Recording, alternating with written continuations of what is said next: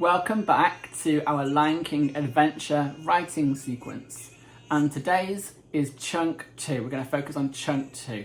Now before we start, I just wanted to thank everybody for all your writing. You've been working really hard, both children at home and at school, and I'm really impressed. In fact, I'm so impressed that I thought we could create a Key Stage 1, although we have got some children in Year 3 and Year 4 helping as well, but a whole sort of Key Stage story.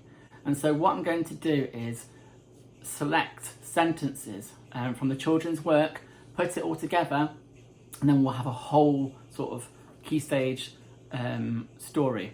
So we have our first paragraph of our Key Stage story already complete, and I've chosen work from Oliver in Year 2. Well done, thank you for your sentence that I've taken. Oriane as well from Year 1, thank you. Nia from Year 2. Lucy from Year 1, and I've got Logan from Year 3 as well. So thank you for your hard work, and thank everybody else for all your work as well. Each day I'll try and choose different people. So far the story goes like this. The Lion King.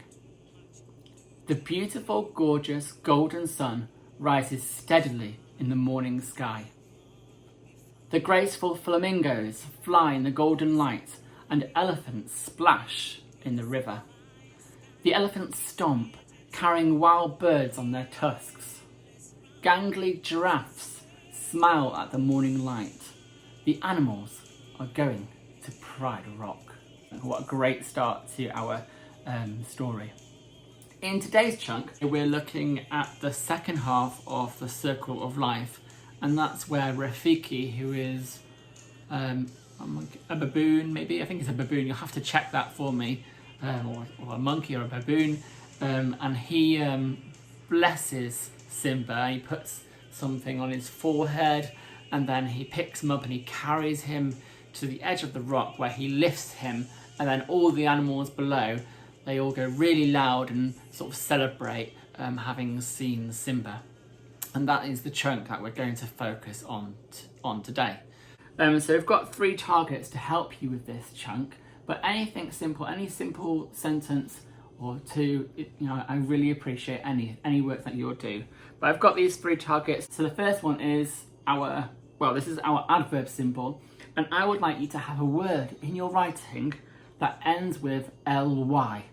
And that will describe how Rafiki carries Simba, and also how the animals are waiting below. So are they waiting patiently? Are they waiting nervously, that type of thing. So try to have a word that ends with ly, an adverb. Your next challenge is to include a complex sentence. And so I want you to start a sentence with as soon as. For example, as soon as Rafiki lifts Simba into the air, all the animals go crazy. And this target is all about sounds. I want you to think about sounds you hear in the video. So for example, the noises animals make when they're cheering for Simba. And that is chunk 2. So let's get started. So I'm going to start with a new paragraph by leaving a line, and I'm going to write Rafiki, starting with a capital letter, blesses Simba. Now I've decided that I'm going to focus more on how Simba is lifted into the air and the animals cheer, and less on the blessing, but you might want to add details about this. So Rafiki blesses Simba and carries. How do I spell carries? Drop the Y at the end and replace it for an IES, and carries. So Rafiki blesses Simba and carries, and it's Simba we're talking about here, so carries her, no not her, it, no, him.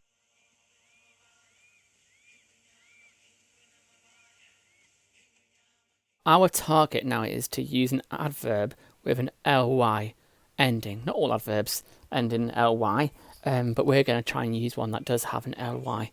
So I'm going to go over to my thinking side now, and I'm going to think of some words that could describe how Rafiki carries Simba. So does Rafiki carry Simba carefully? Maybe. I do like carefully. Does he carry him cautiously? Well, that's a nice word, isn't it? Cautiously.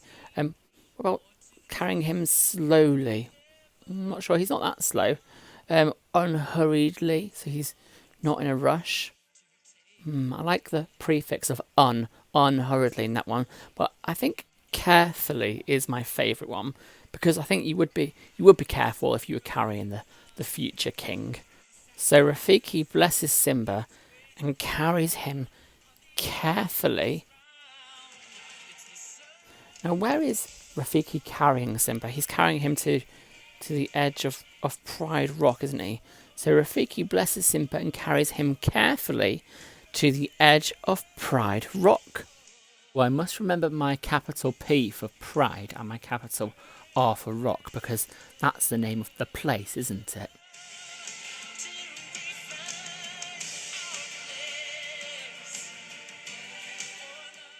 I think I'm going to describe how the animals are waiting below now. So the animals wait. The animals wait. The animals wait. And now I'm going to go to my thinking side and think of some adverbs to describe how the animals are waiting. So the animals are waiting patiently. Oh, I like that. I think the animals are patient, aren't they? Or maybe they're waiting nervously. They do seem a little bit anxious. Silently, it's nice and quiet whilst they're waiting. Anxiously is a word, actually, isn't it? Just like nervously, they're a bit anxious. Or maybe quietly. Right, I'm not sure which one to choose. I think I like all of them, but I'm going to go for patiently. Let's go for the animals wait patiently then. Now, what I really like about this scene is that the animals are waiting patiently underneath the rock. And then as soon as Simba comes out and he's lifted into the sky, it goes really noisy and the volume of the song goes really loud as well. And I love that change in this scene. And that's something that I want to try and replicate in my writing here. I'm going to use my next target, which is that complex sentence starting with as soon as. And what I want to do is show the reader how loud it goes when Simba is lifted in the air at Pride Rock. As soon as Rafiki lifts Simba into the sky or raises Simba high, I think I might go for raises. So as soon as Rafiki raises Simba into the sky. So as soon as Rafiki raises Simba high. So we've used that word before, haven't we, in that first sentence.